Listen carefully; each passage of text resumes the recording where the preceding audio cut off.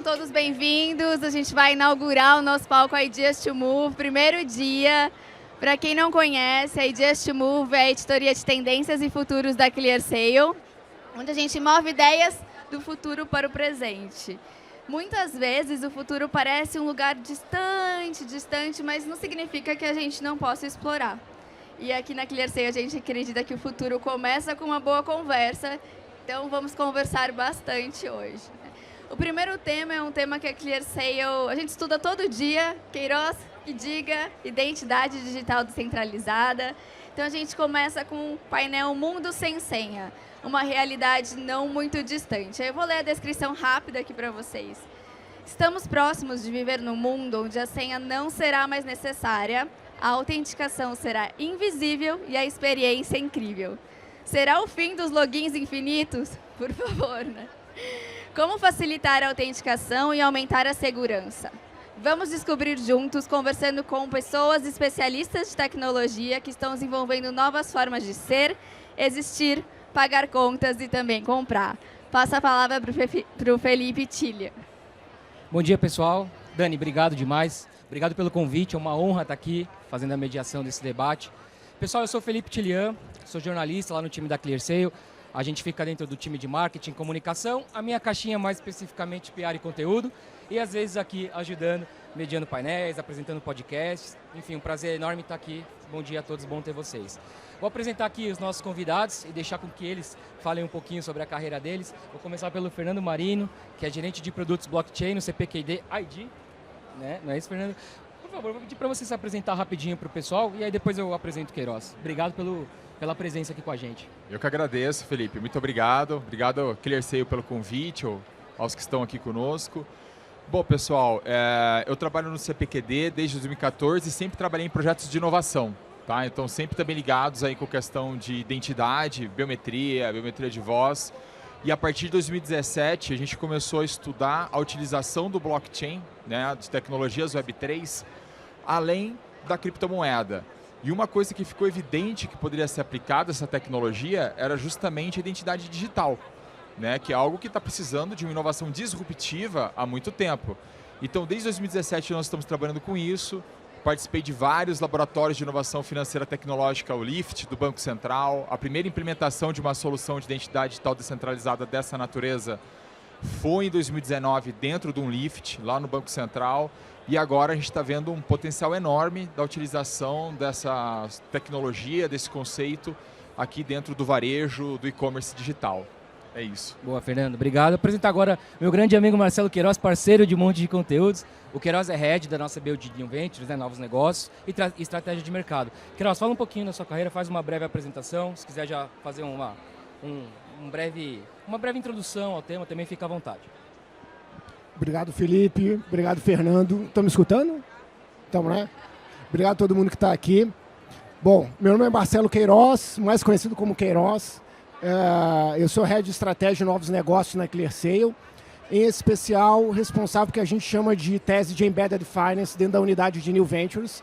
E aí, nesse arcabouço, a identidade digital surgiu justamente quando a gente começou a trabalhar muito forte com o CPQD, nos laboratórios de inovação do Banco Central, em especial para falar do real digital. E ali a gente percebeu realmente do lado da ClearSale qual o potencial que a gente tinha para explorar esse conceito de identidade digital descentralizada como um novo formato, efetivamente, de entregar fluidez e modelos de autenticação super diferenciado.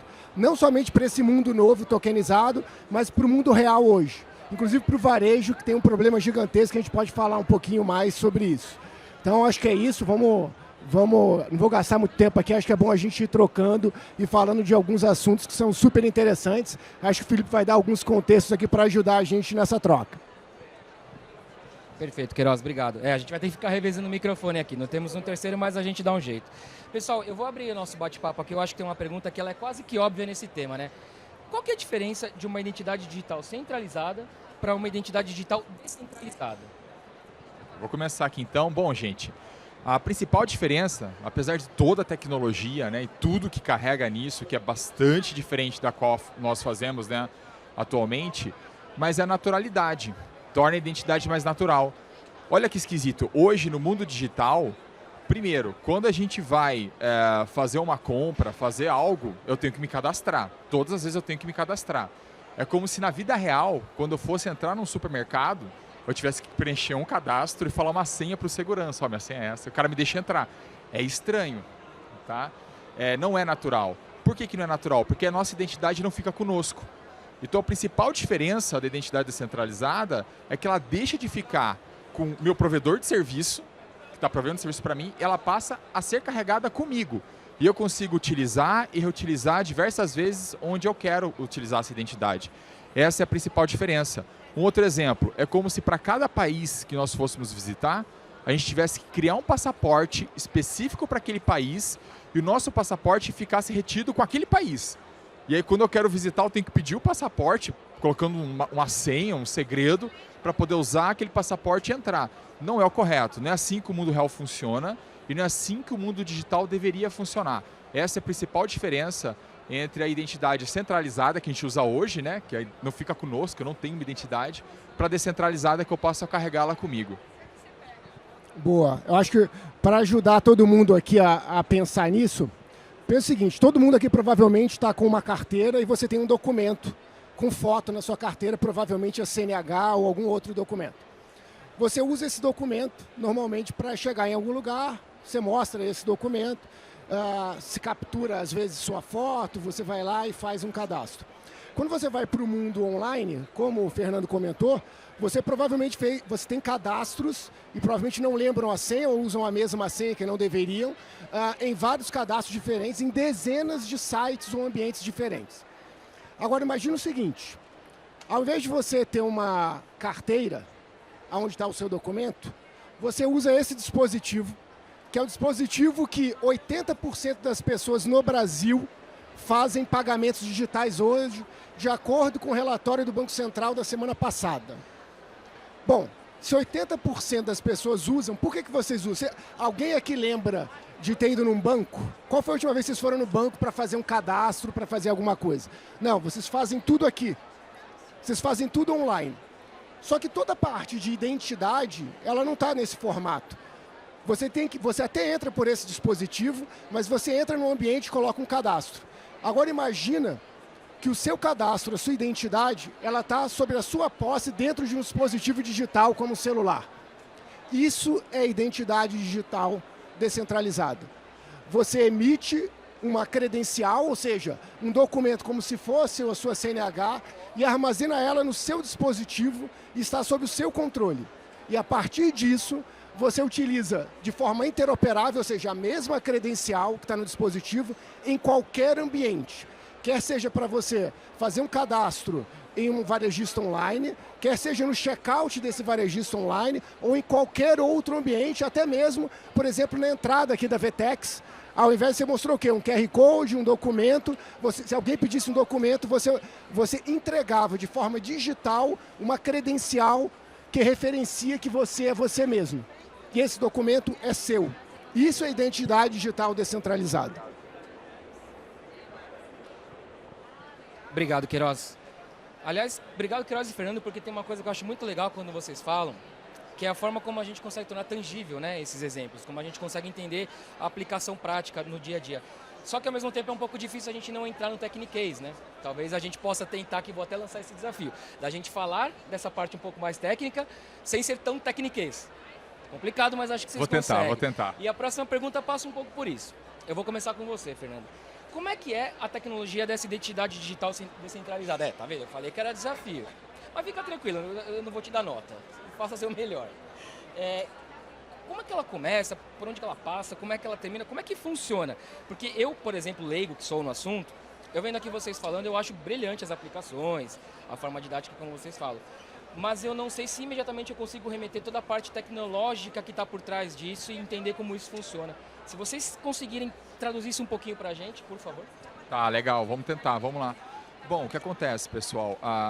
Primeiro, como o Queiroz bem falou, a principal tecnologia, o maior avanço para a existência de uma identidade descentralizada e que a gente consiga carregar essa identidade conosco foi o advento de um computador tão pequeno e potente que a gente consegue carregar no bolso. Tá? A segunda tecnologia mais interessante que surgiu depois dessa, que permitiu você ter identidade descentralizada, é a blockchain, é a Web3. Tá? Por quê? Funciona da seguinte forma, você tem 3 principais atores. A identidade descentralizada, ela precisa ter uma acreditação. Tá? Por quê? Porque não existe um relacionamento de confiança com a gente. É assim no mundo real também. Quando eu estou entrando num condomínio, aqui, qualquer lugar que eu fui entrar, eles me pedem uma credencial. Essa credencial não é emitida por mim. Pode ser minha CNH, que foi emitida pela Detran, pode ser meu RG, que foi emitida por uma Secretaria de Segurança Pública, ou um outro documento qualquer. Então, olha, tem alguém que tem confiança no ecossistema, que está testando que eu sou eu, ok? Então, esse é o emissor. Existe a pessoa, que somos nós, que somos os donos dessas identidades, dessas credenciais, desses documentos, e nós guardamos isso e utilizamos. E tem os verificadores, que são aqueles que estão utilizando essas informações, que estão usando esses documentos para poder liberar uma transação, nosso acesso, seja lá o que for, ok? Por trás disso, para você garantir a confiança dessas informações que estão sendo utilizadas, você usa a blockchain. Por quê? Porque uma instituição emite esse documento para você, e quando você apresenta esse documento para alguém que está querendo comprovar a sua identidade, ela não confia em você, ela vai confiar na blockchain. E ela vai verificar na blockchain se os dados que estão no documento que você armazena no seu celular e que você apresentou para ele, se aqueles dados eles estão íntegros, se eles não foram adulterados e se eles de fato foram emitidos por aquela instituição que detém a confiança dele. E ele só vai aceitar documentos de que ele confia. Entendeu? Então é assim que funciona. Tem muita criptografia por trás, tá? Então assim, por trás dessas verificações, dessas validações, tem muita criptografia e também tem muita padronização. Isso aqui, tudo que a gente está apresentando para vocês, não é algo que surgiu da cabeça de alguém, não. Tem o W3C, o World Wide Web Consortium, está por trás disso. Foram eles que colocaram os últimos 3 principais padrões de identificação na internet que são utilizados. Então tem muita tecnologia, criptografia, blockchain, dispositivos móveis e também padrões por trás, para você garantir que essa identidade seja de fato reutilizável. Boa. Bom, acho que o Fernando explicou um pouquinho da tecnologia. Eu queria reforçar alguns pontos. Quando a gente fala de blockchain, muita gente fala assim, blockchain é algo diferente ou estranho. Imagine que blockchain nada mais é do que um conjunto de bloquinhos, como se fossem programas, onde ficam gravados dados, e aí entra esse conceito dele não estar gravado em um único local. Ele está gravado em vários locais diferentes, ou seja, em vários servidores diferentes. Então, quando a gente fala da tecnologia por trás, quando a gente está falando, então, de uma identidade digital descentralizada, a gente está falando de usar uma rede blockchain com determinados padrões e, como o Fernando falou, com todo um processo de segurança e padrões já testados e definidos, onde você vai gravar aquele conceito que eu falei, a identidade, um emissor, por exemplo, a ClearSale pode ser um emissor de uma credencial gera uma credencial no seu nome e você aceita essa credencial. E aonde fica armazenada essa credencial? Por isso que é o conceito de descentralizado. Você vai estar isso no seu dispositivo móvel, mas ele tem uma referência dessa identidade gravada em vários bloquinhos, gravados em servidores no mundo inteiro, numa rede blockchain específica. Beleza? Então isso significa que quando a gente vai fazer uma validação, aquilo que eu comentei de fazer uma verificação, de você pegar o seu dispositivo, alguém pedir, eu quero sua credencial, e você entregar, o que você está fazendo? Você está pegando aquela informação daquela credencial que está no seu dispositivo, no seu celular, e entregando. Aquele verificador, aquela empresa que está pegando essa credencial, ela está contrapondo essa informação que você recebeu com alguma coisa. Que coisa é essa? São os dados gravados em uma determinada rede blockchain. Então ele faz o contraponto daquela informação, daquela credencial que ele recebeu, para ver se aquele dado está armazenado com o mesmo padrão e faz esta verificação. Então, tecnicamente, é isso que a gente está falando. Tem muita tecnologia por trás, é algo muito testado, mas acho que o mais importante aqui é entender que é um conceito que envolve, de fato, tecnologias já maduras. Porque às vezes a gente fala de identidade digital descentralizada, mas é algo muito novo. É novo em termos de implementação. Poucas empresas ainda estão usando e aproveitando disso, mas as tecnologias que têm como base a implementação são tecnologias já muito testadas. E é isso que é interessante. A gente está no bom momento de disrupção, que é o momento, eu estou trabalhando com tecnologias altamente testadas, fazendo uma implementação nova, que pode ser, talvez soar como muito diferente, mas na verdade ele tem uma grande disrupção de uso e não de tecnologia efetivamente. E só um ponto, viu, pessoal? Ó, daqui um dia vai fazer um ano que o W3C oficializou a identidade descentralizada como o padrão oficial da internet. Tá? Então, o que significa isso que o Queiroz falou? Já foi bem testado, são anos de discussão em cima de tecnologia, padrões, e aí se oficializou. Olha, esse aqui é o novo padrão da internet. Então, vai para lá. Vai acontecer. A pergunta é quando, mas que vai aí já está oficial. Perfeito. Pessoal, eu vou pegar um gancho, porque nas respostas de vocês dois, vocês falaram sobre criptografia, enfim, outras maneiras de segurança que a gente tem. Quando a gente ouve falar em identidade digital descentralizada, a gente está falando de um aumento de risco do ponto de vista de privacidade de dados, segurança de dados, ou a gente está falando de um modelo mais seguro? Olha, isso aqui pode ser controverso, né? Vão ter análises diferentes, mas na minha visão, a gente está aumentando a capacidade de privacidade de dados e de segurança. Por quê? Quando a gente faz um cadastro, você faz um cadastro em um ambiente. O que pode acontecer? As suas informações estão num determinado ambiente. Se houver um vazamento de dados, você tem as suas informações e suas credenciais expostas. O seu usuário, senha, e-mail, todas as informações que estão nesse cadastro. Se você tem vários cadastros como são hoje, você tem um risco maior, porque automaticamente seus dados estão cadastrados em mais ambientes. Isso vai depender do nível de segurança de cada um desses ambientes para que esses dados sejam vazados ou não. Quando a gente está falando do conceito de identidade digital descentralizada, primeiro, o conceito de rede blockchain garante na infraestrutura a segurança dessa identidade ali gravada e, em contrapartida, quem usa essa identidade não precisa ter os dados armazenados nesse ambiente. Os dados vão estar armazenados com você, no seu dispositivo. Então tem um aumento de segurança só pelo modelo de implementação. Em relação à privacidade de dados, talvez seja o sonho da privacidade de dados. Qual que é o sonho da privacidade de dados? Os dados são de quem? De cada um de nós. É isso, inclusive, que a Lei Geral de Proteção de Dados no Brasil e outras leis de proteção de dados no mundo estão agora regulamentando, que sempre foi um padrão, mas ainda não era regulamentado. A partir desse momento, se os dados são seus e os dados estão sob sua posse, você tem uma maior capacidade de controlar a privacidade dos seus dados. Você só compartilha os seus dados com quem você quer. Então, vou dar um exemplo prático. E aí, aproveitando que a gente está aqui na VTEX. Então, imagina que você está no checkout de um e-commerce. Como é que acontece um checkout de e-commerce? Você vai até, escolhe lá as suas compras, vai no carrinho até o final. Foi no carrinho até o final, naquele momento, o que o e-commerce pede para você? Um cadastro. Você vai botar lá um usuário, senha e vai completar os dados. Você está entregando os dados. Vai botar o seu cartão de crédito, se for esse o meio de pagamento, ou vai ler um QR Code, você vai pagar via Pix. Então é isso que você está fazendo, você está entregando o dado.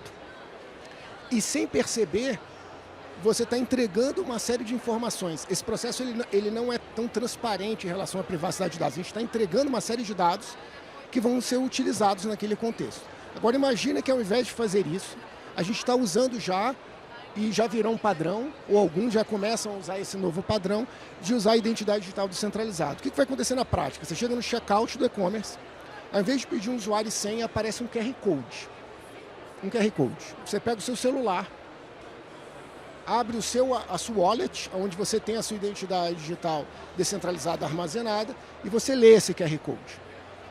Quando você lê esse QR Code, o e-commerce manda para você que dados você quer compartilhar com ele, o que ele precisa. Ele precisa dos seus dados de endereço, da sua identidade e da sua forma de pagamento. E aí você escolhe na sua wallet se você quer ou não entregar o dado e que tipo de dado você quer entregar. Você pode falar, eu quero entregar as informações de identidade, mas não quero abrir minha data de nascimento, porque eu acho que você não precisa disso para fazer a minha validação de compra. Ou eu vou entregar meus dados de endereço, mas eu não preciso passar alguma outra informação específica da região que eu não quero passar, mas somente o endereço, efetivamente, só minha rua, meu CEP, e não outros dados, como apartamento ou casa, por exemplo. Ao fazer isso, o que a gente fez? Eu dei para o usuário final toda a capacidade de controlar o seu dado e entregar ele somente no contexto em que você acredita, em que você acha que aquilo é válido. Isso seria o suprassumo da privacidade de dados. Você está entregando os dados para o usuário final e dando a capacidade para que ele compartilhe e tenha noção dos seus dados. Ah, mas tem um negócio melhor ainda, além disso. Ah, eu atendi segurança, atendi privacidade. Mas se eu estou entregando meus dados, eu poderia me beneficiar disso, ou deveria me beneficiar disso, porque os dados são meus. E alguém está usando esses dados para fazer algum tipo de validação. E aqui está outra beleza desse conceito de identidade digital descentralizada. Você garante segurança e privacidade, e nesse caso, pode ser, porque justamente o e-commerce tem mais segurança nessa identidade, ele vai te dar um cashback. Porque ele é mais seguro, ele tem um custo menor para fazer essa validação. E aí ele te entrega um retorno financeiro. Chegou o mundo maravilhoso da Web3.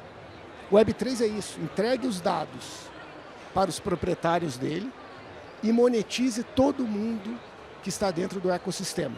E aí aqui, talvez, no futuro próximo, além de você fazer uma compra, você vai ganhar um cashback efetivo daquela compra, porque você está usando um modelo onde o seu dado tem valor. E por isso, quando você está compartilhando esse dado, cada uma das empresas quer te retornar um benefício, porque ele vai ter um custo menor, obviamente. Então, tá aqui, além de segurança e privacidade, eu acho que a gente ainda tem aqui, de fato, o poder do conceito de Web3, que se confundia um pouco no passado, Web3 com metaversos, falava tudo misturado, são coisas diferentes. Metaverso é um modelo de realidade imersiva, e Web3 é isso na prática. Web3 é entregue os dados para o cliente final, para que esse usuário seja proprietário do seu dado e dê a capacidade para que o ecossistema monetize todo mundo. É a primeira vez que, de fato, você de posse dos seus dados vai perceber essa utilidade. E isso pode ser implementado na prática hoje, pronto, com conceitos e tecnologias que já estão prontas hoje, usando identidade digital descentralizada. Todo mundo aqui tem o dado vazado. Qualquer pessoa consegue se passar por qualquer um de nós com as informações que tem na internet. Insegura como está hoje, tá, gente? Muito preocupante, falando sério. E um dos motivos disso é que quando você pega o dado de todo mundo e você coloca tudo junto, você acaba criando um incentivo para que os ataques aconteçam. Porque aí o atacante ele vai, vaza aquele dado e vende na Dark Web por quantidade. Quando você automaticamente, sem fazer nada, sem falar a questão da criptografia, o dispositivo seguro, o celular ser um enclave seguro, vamos esquecer tudo isso. Quando você pega esses grandes silos e você os distribui nas mãos das pessoas, você quebrou o incentivo para que os ataques aconteçam. Silo de dado é risco. Quem tem grandes quantias de dados hoje na sua infraestrutura está correndo risco. Ponto. Tá? E você precisa de hoje uma forma de provar que você é você, além daquilo que você sabe sobre você. Porque os maus, os fraudadores, eles sabem coisas sobre você. Perfeito. Fernando, eu quero pegar também uma resposta sua, que eu achei um exemplo muito bom, que é a questão do passaporte, que você falou que no mundo digital não deveria ser assim, porque no mundo real, no mundo físico, a gente usa um passaporte só. E aí eu vou pegar justamente essa ideia para te fazer uma pergunta. É possível que haja uma identidade digital descentralizada ao ponto de a gente poder utilizá-la no mundo todo? Ser uma coisa universal? Legal, bacana. Então, quando você olha para os padrões e para o que está sendo construído, sim. Tá? Isso é uma questão mais humana do que técnica. Isso é uma questão mais que está nas mãos das instituições, da governança, da regulação. Por exemplo, a Europa está regulando isso já há muito tempo. Então, ela está passando por toda uma regulamentação. A União Europeia está criando ali a infraestrutura, o eIDAS 2.0, que é justamente a identidade digital descentralizada para o cidadão europeu. Eles estão bem avançados com isso. Os padrões são interoperáveis, então nós conseguiríamos usar um daqui e outro para lá. Mas vou ser franco, tem desafios abertos. Por exemplo, o padrão de certificado digital, né? Todo mundo lembra do certificado digital, que é padrão antigo, dos anos 90, mas ele era interoperável. Mas eu não consigo usar um padrão, um certificado digital no Brasil e nos Estados Unidos e vice-versa, tá? Então tem alguns desafios que transcendem a questão técnica, mas está caminhando para esse sentido, está caminhando para esse lado, está caminhando para você conseguir utilizar uma credencial que você recebeu, que prova a sua identidade aqui no Brasil, no exterior e também em vários sistemas diferentes, que é justamente a habilidade de você conseguir reutilizar a identidade. E por que o Web3 é importante? E por que blockchain é importante além da imutabilidade? Além dessa parte natural dele? Ele é importante porque ele garante um ecossistema aberto. garante que você não vai estar na mão de um vendor só. Imagine só, se você tem uma infraestrutura centralizada, uma infraestrutura única, e essa infraestrutura quebra. Vamos supor que um bilionário compra uma rede social que você está usando como a sua identificação na internet, um exemplo fictício, mas isso pode acontecer. E ele fecha essa rede social, e agora? Entendeu? Aí que vem também a questão da Web3. Porque um dos princípios da identidade descentralizada é que ela é perene. O emissor pode até deixar de existir. O cara que te deu essa identidade, a tua faculdade que emitiu o teu diploma, ela pode deixar de existir. Mas o teu diploma continua sendo válido. Entendeu? Então sim, a gente está caminhando para esse sentido, que é um sentido muito parecido com o mundo real. A gente está, na verdade, trazendo o conceito de uso de documentos do mundo real para o mundo digital. Então, pô, tem um diploma que é válido, eu apresento, e aí para quem eu estou apresentando, ele tem a habilidade de verificar que aquilo de fato é real, e ele me autentica, independentemente da infraestrutura, independentemente de quem emitiu aquilo. Então a gente está caminhando em tese para isso. Desafios, governança. É de conseguir garantir que, pô, eu posso confiar nisso. Eu posso confiar no processo que emitiu isso, entendeu? Então, a governança que existe hoje, por exemplo, no mundo físico, documentos, ela precisa ser evoluída no mundo digital para que essa interoperabilidade aconteça, tá? Boa. Eu acho que o desafio é muito grande ainda para a gente pensar numa interoperabilidade global, porque tem toda uma questão de governança de países, inclusive, ou seja, eu sou um pouco cético que a gente consiga ter uma identidade, uma mesma identidade aceita em vários países.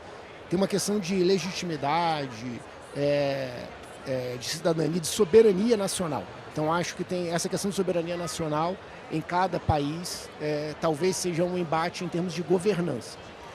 Mas eu acho que a gente tem um desafio já no próprio Brasil, né, ou em cada país. Então aqui a gente tem um processo de evolução que tem uma série de desafios. Então acho que não sei quantos de vocês, por exemplo, usaram o GovBR lá para fazer o imposto de renda, né? Mais fácil, foi lá, baixou. Esse é um exemplo de um conceito de identidade que ainda não está no modelo de identidade digital descentralizada, mas poderia ser uma credencial descentralizada. Então, esse é um ótimo exemplo. Se você tem uma infraestrutura que já entrega capacidade ao ecossistema, a gente poderia, cada um de nós, pegar... Como é que você faz o GovBR hoje? Você teve que entrar com o seu usuário e senha, certo? Talvez você não precisasse ter usuário e senha, você poderia baixar o GovBR como uma credencial e armazenar ela na sua identidade, na sua wallet, onde você tem a sua identidade. E a partir daquele momento que você fosse fazer a sua declaração de imposto de renda, você lê um QR Code. Se você precisar entregar a informação daquela identidade emitida, né, daquele formato de identidade emitido pelo governo, você compartilha. Então esse é um exemplo prático que às vezes a gente pode imaginar, mas o GovBR já é uma identidade digital descentralizada. Não, não é. Ele, na verdade, é um modelo digital de identidade centralizada. Mas ele ainda não tem essa aplicabilidade numa infraestrutura descentralizada. Aqui acho que já tem um ótimo começo. Se você tem uma infraestrutura onde você pode aplicar isso, você poderia juntar. Mas você pode juntar várias outras camadas de credencial que permitiriam você gerar interoperabilidade. Como, por exemplo, a emissão de um diploma de faculdade, como o Fernando comentou. E você já armazena. Como, por exemplo, seus dados de endereço, talvez, de uma companhia de energia elétrica, que são seus dados fortes que estão ali e você compartilha. Seus dados de reputação de compra digital, como, por exemplo, a ClearSale pode gerar e você pode armazenar e compartilhar esse dado para confiarem que você tem um bom perfil de consumo digital. Então, todas essas credenciais, e acho que esse é o grande desafio, é gerar essa interoperabilidade dentro de um determinado país. E aí, se aproveitando efetivamente das forças que você tem e de empresas que podem emitir credenciais que tenham credibilidade para a gente aumentar essa interoperabilidade dentro do próprio país. E aí eu acho que aí tem um desafio maior quando a gente falar de interoperabilidade global, mas eu acho que a gente já tem um desafio grande dentro do Brasil e um mercado muito interessante para poder explorar e conquistar e gerar mais facilidade para os usuários finais. Mas me parece, pela resposta de vocês dois, que não seria uma dificuldade de tecnologia, uma dificuldade técnica. Não, uma questão de governança, de soberania, de cada país, etc. Perfeito. Pessoal, nossa próxima pergunta, vou querer ouvir um pouco dos dois também. A gente sabe que tem uma questão, por exemplo, quando veio o Pix, a gente não sabia exatamente qual que ia ser a adesão, quão rápido que ia ser, e acabou que foi uma explosão, todo mundo aderiu, enfim, puta sucesso. Aí, por causa disso, quando veio o Open Finance, que na época ainda era chamado muito de Open Banking e tal, eu não sei se aí eu, meio leigo que sou de novo, fiquei um pouco iludido, não sei se essa é a melhor palavra, mas vou chamar assim, achei que seria uma explosão tão grande quanto. E me parece que o mercado financeiro, pelo menos nos conteúdos que eu tenho consumido, acha que ainda é uma adesão baixa, né? Primeiro, eu queria saber se sim, se isso é só uma impressão minha ou se vocês concordam que essa adesão baixa, e se no caso de uma identidade digital descentralizada, também teria uma dependência muito grande de adesão, e se essa adesão tende a ser mais difícil, mais fácil, como é que funcionaria isso? Vou continuar com você, Queiroz, depois eu quero ouvir do Fernando. Tá bom. Puta, excelente pergunta. Eu acho, ao você comparar Pix com Open Finance, você deu a dica da adoção. Por que aconteceu uma adoção maior no Pix do que no Open Finance? Claramente porque tinha um benefício final para o usuário, claro e tangível. Qual era o benefício? Todo mundo deve ter pago R$15, R$10 para fazer uma transferência.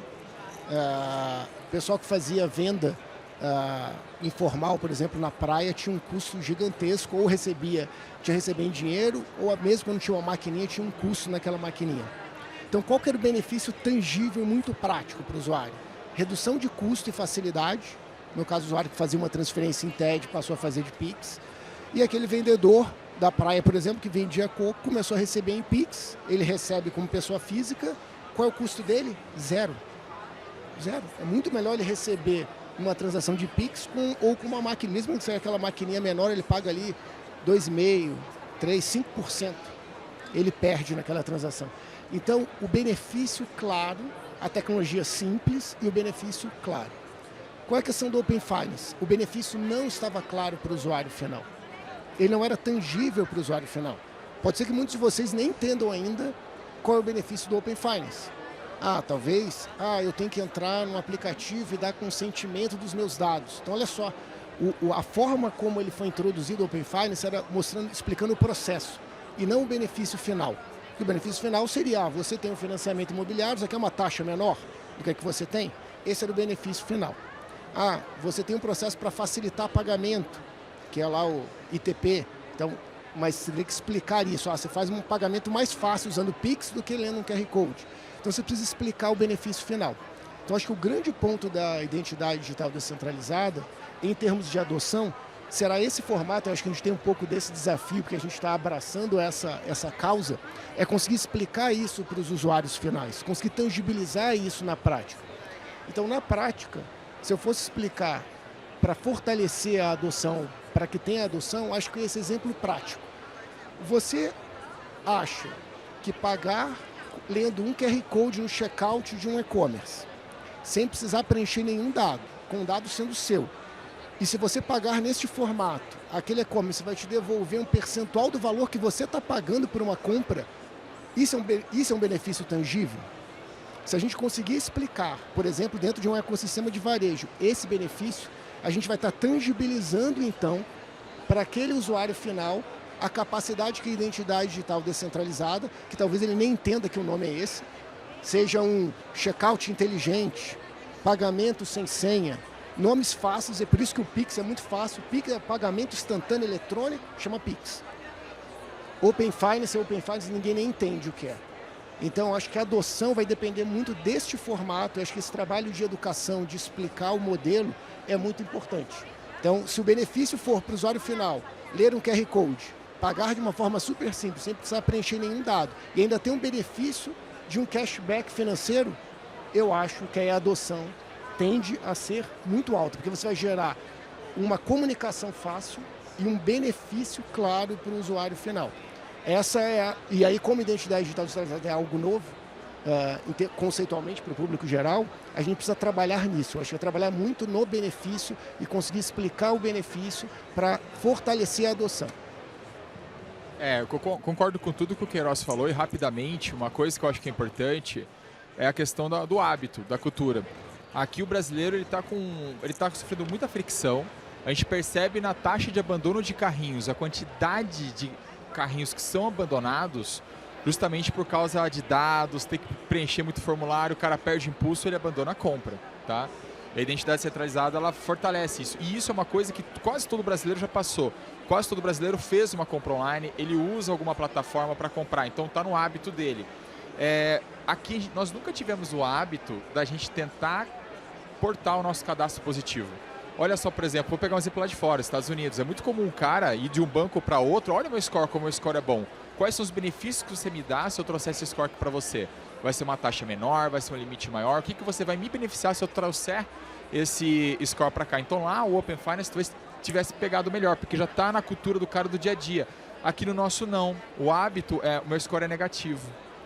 Entendeu? Meu score é negativo, então você que se vire para descobrir se eu sou bom ou se eu sou ruim, né? Enquanto que a identidade, ela traz essa diferença, essa cultura de você beneficiar os bons e você também elimina a fricção, melhora a experiência de uma tarefa que o cara está habituado no dia a dia dele, que é preencher formulário, colocar usuário e senha, se cadastrar, se autenticar e se autorizar. Tá? Então, acho que nesse sentido, ela, foi o que o Queiroz falou, ela traz um benefício muito tangível, muito claro na experiência, na jornada do usuário. Fernando, eu quero voltar um pouquinho na questão que você falou da segurança há pouco tempo atrás. Aliás, o Queiroz falou também um pouquinho sobre governança, né? E a gente sabe da importância de compliance, etc. A gente tem hoje um certo protocolo, acho que dá para dizer assim, em caso de vazamento de dados, enfim, coisas que a gente já está mais acostumado. E você mesmo falou que muito provavelmente a gente está com os dados expostos aí na Dark Web, Deep Web, enfim, é muito difícil que alguém aqui esteja livre disso.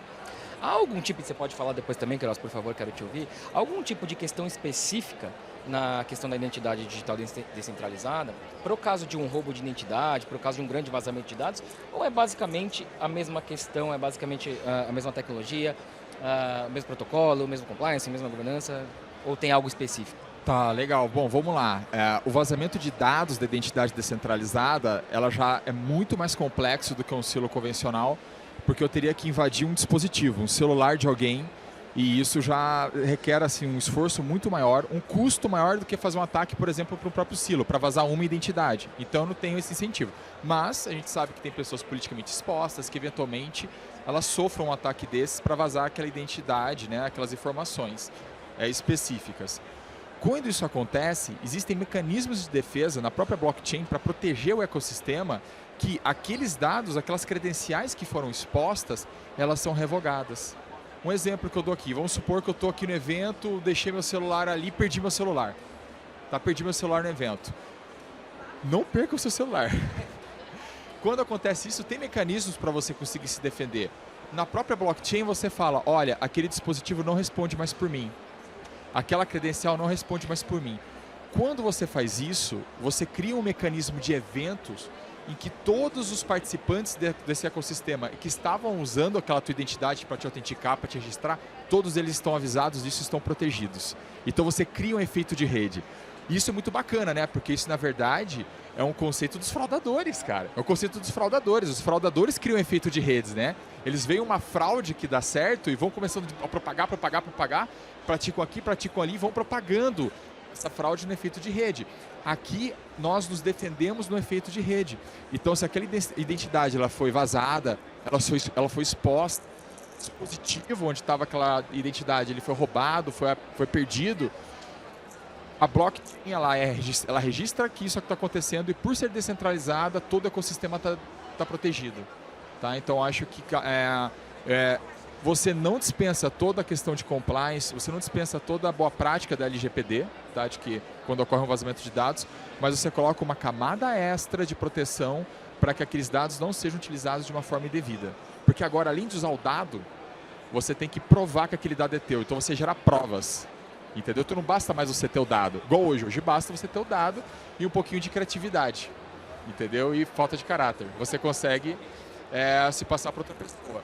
Agora não. Agora, se eu tenho só o dado, eu não consigo mais me passar pela pessoa. Eu tenho que ter a credencial e ela precisa estar válida na blockchain. Se ela não tiver válida na blockchain, não vale. Acho que o Fernando comentou, acho que eu enxergo o principal benefício. É o efeito de rede na autenticação de identidade. Hoje, por exemplo, a ClearSale gera efeito de rede em análise de antifraude. Como que ela faz isso? A gente tem uma base gigantesca e a gente tem vários clientes do varejo online, por exemplo, e por isso a gente consegue analisar a fraude.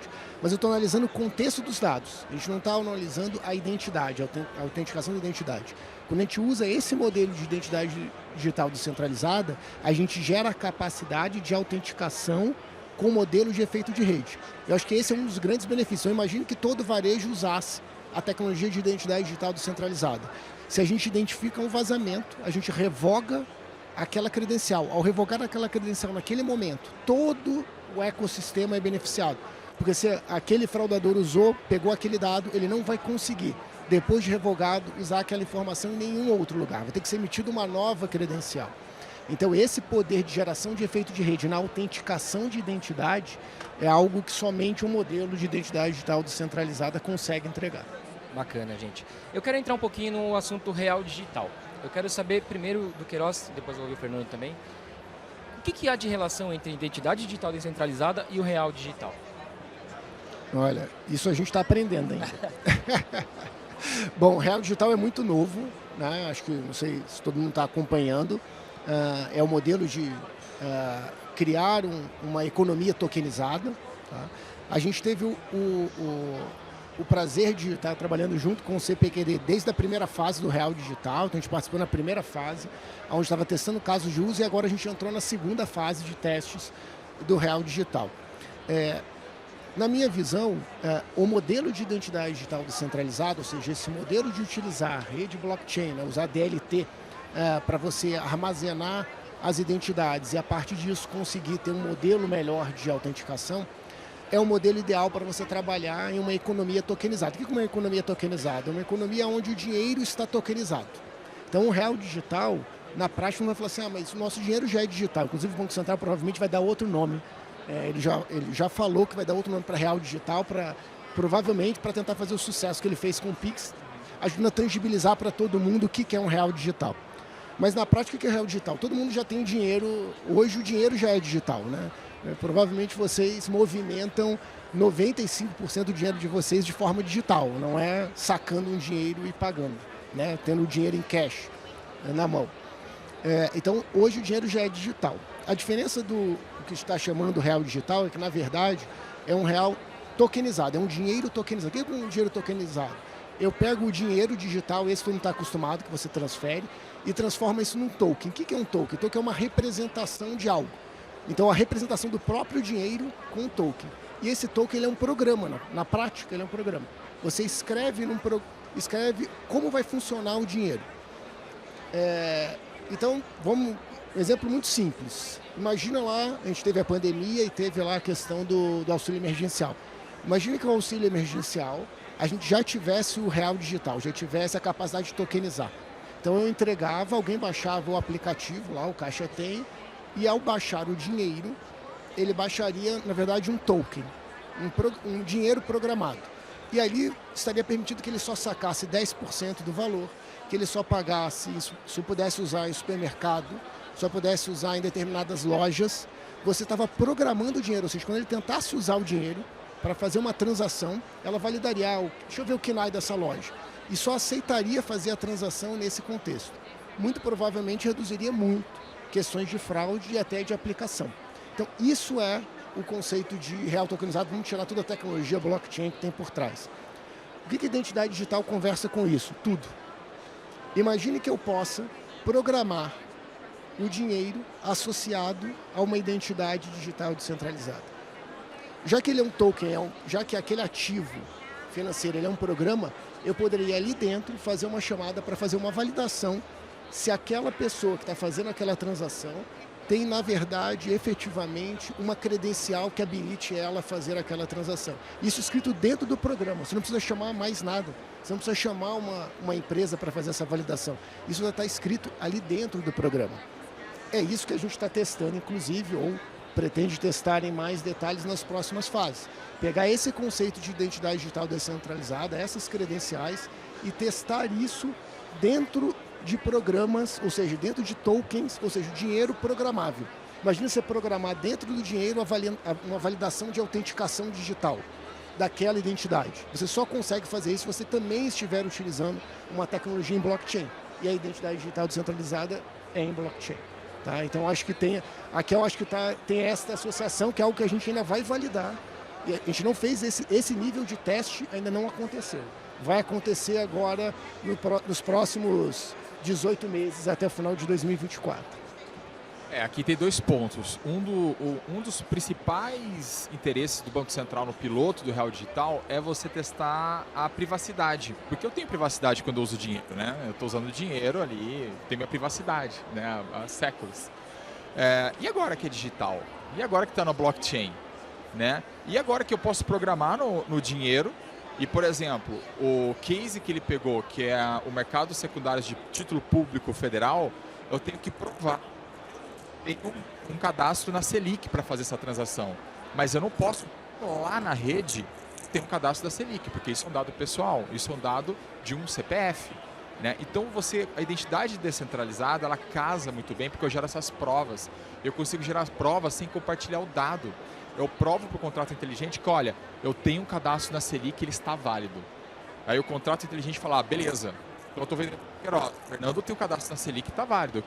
Queiroz, prova para mim que você tem um cadastro na Selic que está válido para a gente poder performar essa transação.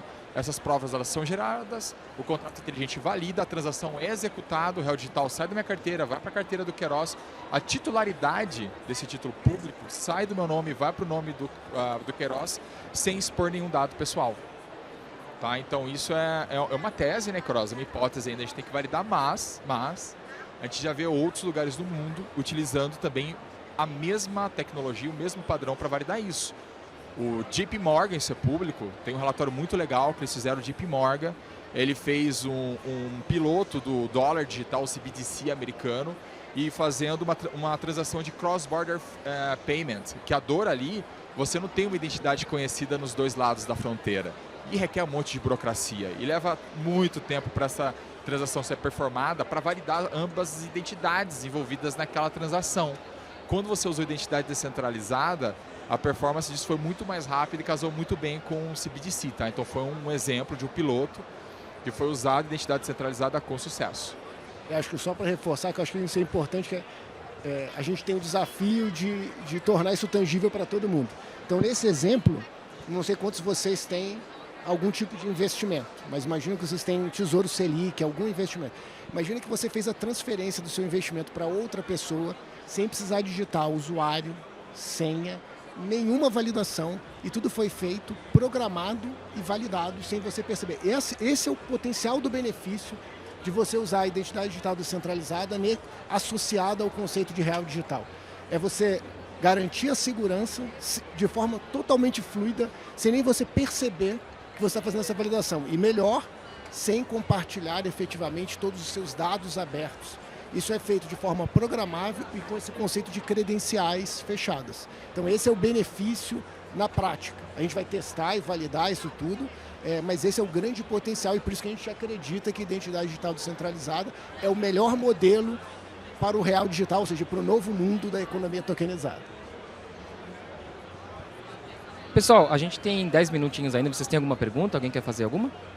Não tem nenhuma? Então acho que eu vou encerrar, então dar uma margem para a Dani também para o próximo. Pessoal, quero agradecer demais. Vou deixar um espacinho aqui para vocês se despedirem e falarem o que vocês quiserem. Vou começar com você, Fernando. Mas foi um prazer enorme. Espero que a gente se encontre em breve em outros conteúdos e que a gente se cruze ainda bastante por aqui. Obrigado, Fernando. Obrigado Felipe, Queiroz, a toda a ClearSale pelo convite. Gente, identidade descentralizada. O recado que eu quero dar para vocês. Mais confiança, mais vendas. Tem muito dinheiro que não é transacionado por falta de confiança. Tem muita transação que não é realizada, é cancelada pelos próprios e-commerces por falta de confiança. Tem muito dinheiro ficando na mesa por falta de confiança. Mais confiança, mais venda, menos fricção, menos perdas. Beleza?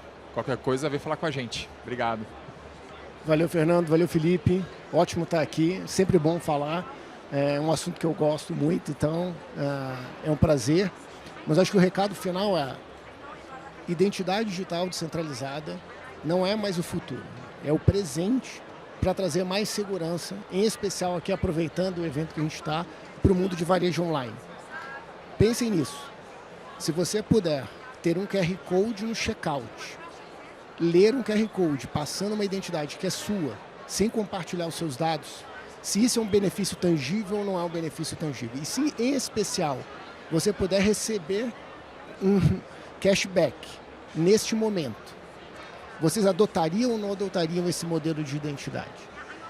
E são vocês, né? São os usuários finais que acabam fazendo a adoção de algo ser relevante para o varejo, que tem benefício, mas em especial para vocês. Então, acho que o grande recado é a identidade digital descentralizada, enxerguem isso como, de fato, vocês estarem de posse dos seus dados e poderem ser beneficiados pelo próprio conceito de privacidade de dados. Eu acho que esse é o grande ponto. Obrigado de novo, prazer. Estamos aqui sempre para poder falar sobre esse assunto. Boa, Queiroz, obrigado. Pessoal, obrigado. Espero que a gente se encontre aqui no cafezinho. Fiquem à vontade para tomar um aqui agora. Até a próxima. Valeu. E pessoal, quem quiser saber mais, a gente está lançando, como eu falei, a editoria de tendências e futuros, então se cadastrem para a gente conversar bastante, viajar bastante no tempo até o futuro. Obrigada. Obrigado, gente.